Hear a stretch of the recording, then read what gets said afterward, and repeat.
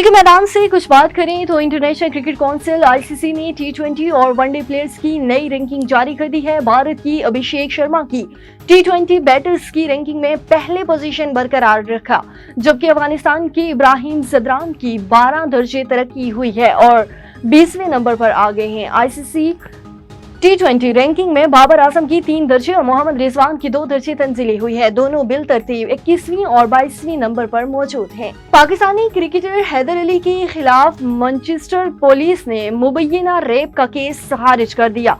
बरतानवी police की सराय के मुताबिक हैदर अली के खिलाफ रेप का केस नाकाफी शवाहिद की वजह से खारिज किया गया। रेप के इल्जाम से बरी होने वाले कौमी क्रिकेटर को आइंदा चंद घंटों में पासपोर्ट भी वापस मिल जाएगा और वो आजादाना तौर पर बरतानिया आ और जा सकेंगे। पुलिस ने हैदर अली के खिलाफ तहकीकात के लिए इजाफी वक्त भी लिया था, लेकिन क्रिकेटर के खिलाफ कोई इल्जाम साबित न हो सका, जबकि इल्जाम लगाने वाली ब्रिटिश पाकिस्तानी खातून 23 जुलाई को पहले बार हैदर अली से मैनचेस्टर के होटल में मिली थी। कौमी क्रिकेटर को पुलिस ने एक लड़की की तरफ से रेप के इल्जाम आयद किए जाने के 2 हफ्तों बाद गिरफ्तार किया था। और एएफसी अंडर 23 एशियन कप क्वालिफायर्स के पहले मैच में पाकिस्तान फुटबॉल टीम ने पहले अपनी मुहिम का आगाज इराक के खिलाफ मैच से किया।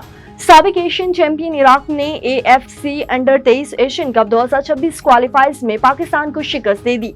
कमोडिया ओलंपिक स्टेडियम में ग्रुप जी में खेले जाने वाले मैच में आलमी नंबर 58 इराक ने पाकिस्तानी टीम को 1-0 से शिकस्त दी। इराक की जानिब से मैच का फैसला कुन गोल अमूरी फैसल ने खेल के 32वें मिनट में किया है।